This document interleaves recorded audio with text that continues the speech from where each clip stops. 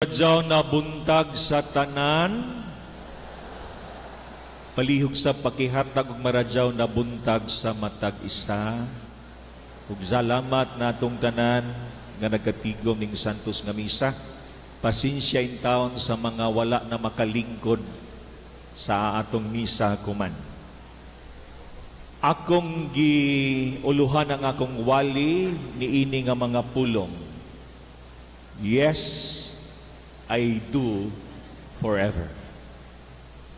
Yes, I do. Makarelate ani ang mga ninyo. Labi na ni adtong panahon sa inyong kasal, nga niingon sab kamo, yes, I do. Forever. Masusi kini. Diha sa verses 7 to 9, kini ang giingon ni Jesus nga sa sinugdan, sa pagbuhat sa Dios, sa lalaki ug babae, diin ang lalaki mobiya sa ngamahan ug inanog mutipon sa iyang asawa. Wala gid giingon nga ang lalaki mutipon sa isig kalalaki. Wala sa moingon ang Ginoo nga ang babae mutipon sa isig kababae. Is laki ba iragyon. Klaruho nato ni.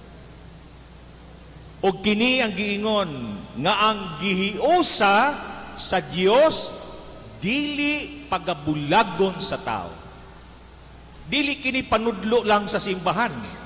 Kini ang giingon sa Ginoo nga ang gihiusa sa Dios, kamo kuno bi, nga ang gihiusa sa Dios dili pagabulagon sa tao. Kamo kuno bi.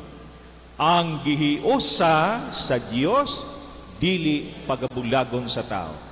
Pakiingon sa imong bana, ang gihiusa sa Dios dili nato pagabulagon. Sige ingna. Murag wa gyud mo makasulti gyud. Murag lami na gyud magbuyag siguro kamo. Mga dunay mga pipila ka pahinumdom. Kung magninyo ka, marry not because of pressure. Marry because you are ready and sure. Mga kinahanglan ang pagminyo, pangandaman. Dili kay mulaw, Father, mahal man yun na ako siya, Father.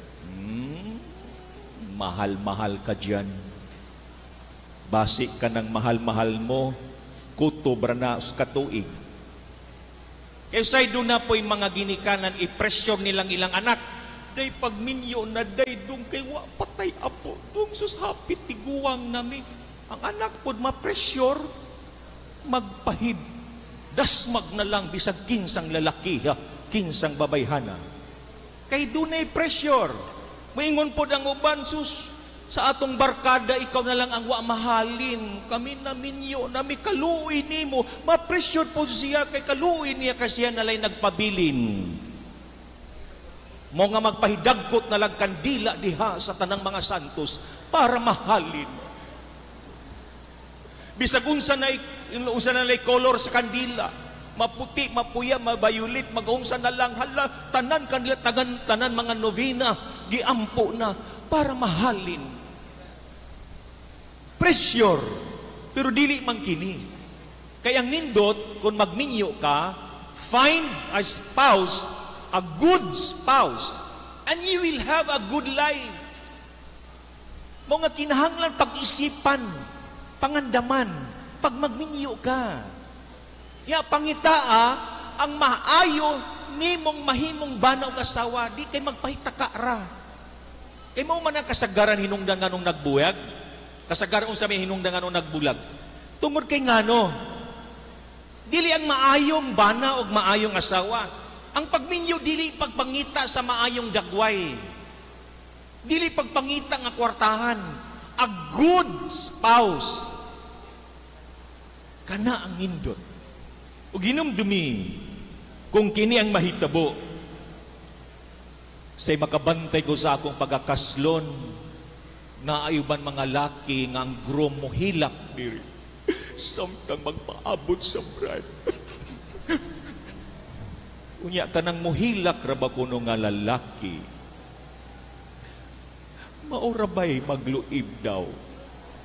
Pastilan. Unya pagganindot sa inyong kasal, sa paso pa sa bride, kasagaran akong taiman ang kasal, pagpaso padaan, pinakaubos rang 30 minutos. Ngano man kapag kanindot ni ana, pero ang laki panahon sa pagkasal, pahilak-hilak, pag maminyo na, ang asawa na gipahilak. Mga karon, mangutana ko, kung moabot sa ubang mga minyo, pangutana, bakit ka ba bumitaw? Bakit? Pero pahinumdom na ako sa tanan mga nawala musaksid ang mga kaminyoon. Please don't condemn them. Don't be judgmental. Tungod kay wata kay balo kung sapod ka ang ilang kahimtang sa kinabuhi. Pero mangutana ko, bakit ka ba bumitaw? Ubos na ba ang pasensya at pag-ibig mo? Kaya kasagaran akong i-interview, ganun nagbuyag man mo, Padre, nahurot na. Anak ko, pasensya. Hurot na. Napuno na ko, gikapoy na ko. Waya na ko'y gugma. Nahaman tun sa una, waya na.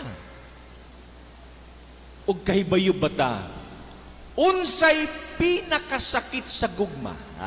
Basaha ko, okay? Unsa man ang pinakasakit sa gugma. Dungan tagbasa, ang pinakasakit sa gugma, kanang mahal nimo ang nawala, apan barkada o silingan pagyud nimo ang nikuha. Ay! Hinsa kahay makarelate, ani. Muna'y pinakasakit. Nga ang pinakasuod pa nimo, pinakabarkada pa nimo, o silingan pagyud nimo, mao pagyud ang nikuha. Uy, naku. Kumusta ang relasyon sa mga magtiayon? Kumusta? Kumusta ang inyong relasyon? Ako, nag-isip-isip ko ba, kung wa ko mapari, unya na minyo ko, ambot makalahutay basang kaha ko.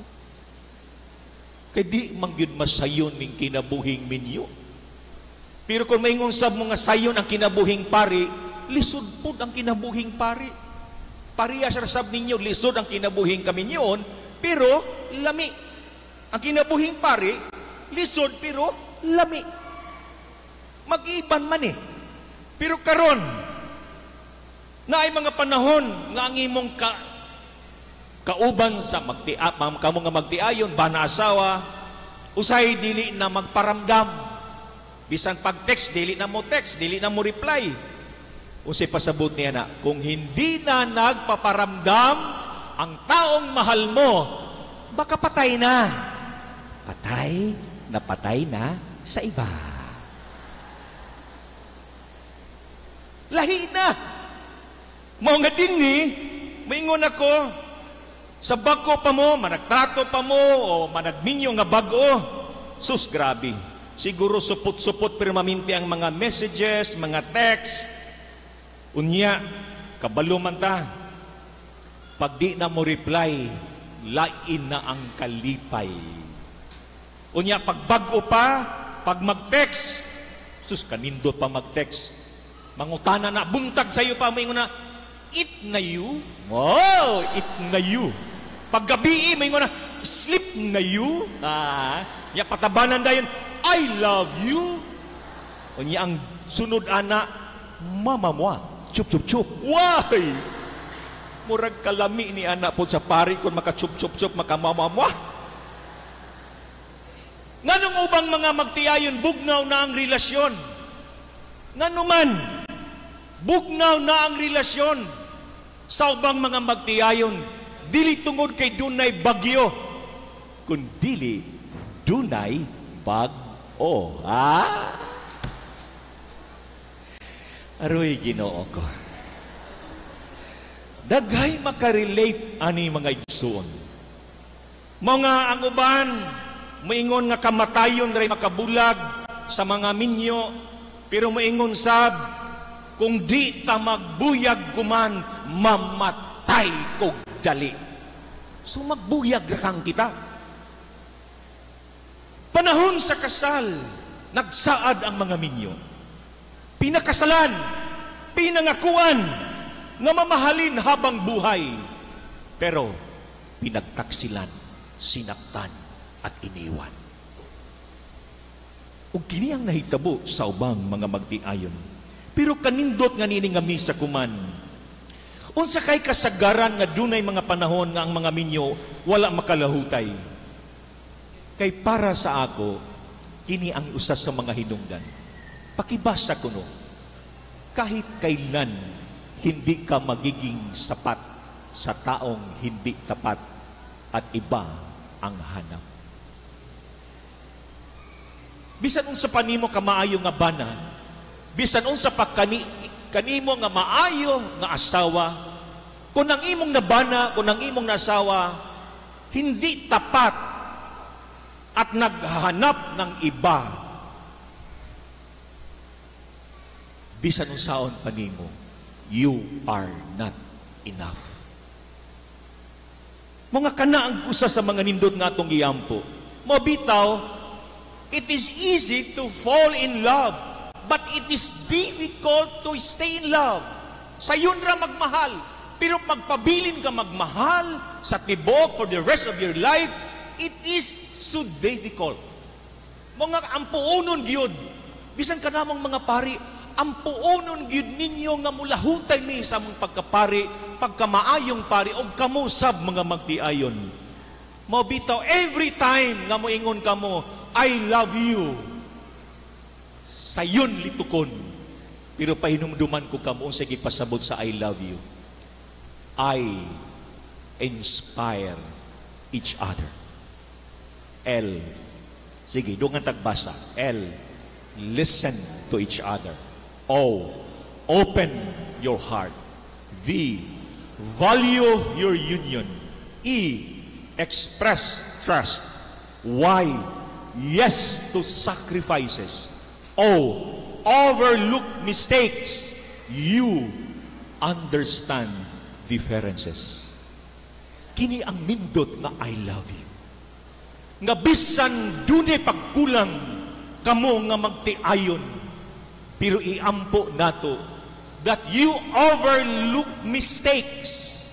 Nga dunay mga panahon nga imo ra kan agwantahon og pidyungan ang mga kakuyangon sa imong kapikas sa kinabuhi, and you understand your differences. Even pila na mo katuig nga magtiayon, pero kagana every time ka mo nga mulaong, I love you, kiniuntana ang kahulugan. Maingon ko ninyo, before ka mo mag-decide, moabot sa point nga maingon ka mo, magbuwag na ta. Please think, pray, and reflect on these 3 points. Ako kining dalion. Una, kapag mahal mo, lahat gagawin mo. Kapag mahal mo, kakayanin mo. Kapag mahal mo, ipaglalaban mo. Try to think and to pray before ka mo mag-decide nga magbuyag. Mahal ba gyud nako ni siya? Unsa pang akong gugma niya? Og niini nga paghimo niini, siguro makahuna na ka nga pwede pa ipaglaban mo. Ikaduha, do everything to save your marriage, to save your family. Buhata ang tanan. Kay ngano, panahon nga magbuyag ka mo, kinsay pinaka mag-antos, mao mismo ang mga anak. A broken family, the children will suffer most sa inyong panagbulag. Ikatulo, stand firm to protect the sanctity of marriage. Ug nahibayo kita nga God never instituted divorce or separation after marriage. Muna gingon siya, ang gihiusa sa Dios dili pagabulagon sa tao. Ug para niini nga panindog sa simbahan ug panudlo, divorce is not an option. Divorce is not dissolution.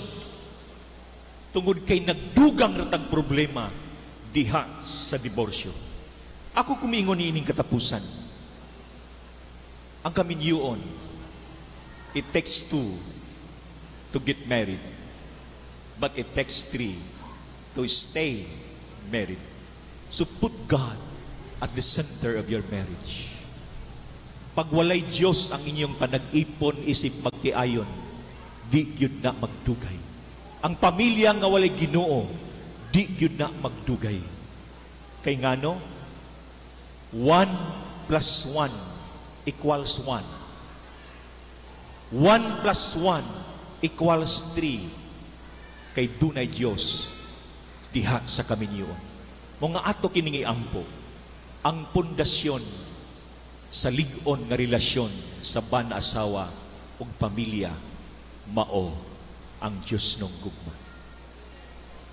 Tana, mga magtiayon, kung moingon ka, Padre, wa naman ko magmahal, na wala naman akong gugma sa akong banag sa akong asawa, palipakiyam mo, nga ang Diyos nung gugma, maoy maghatag o kalig-on, isip ban-asawa, ug labi na, isip pamilya. Amen. Ipadayag na nga itong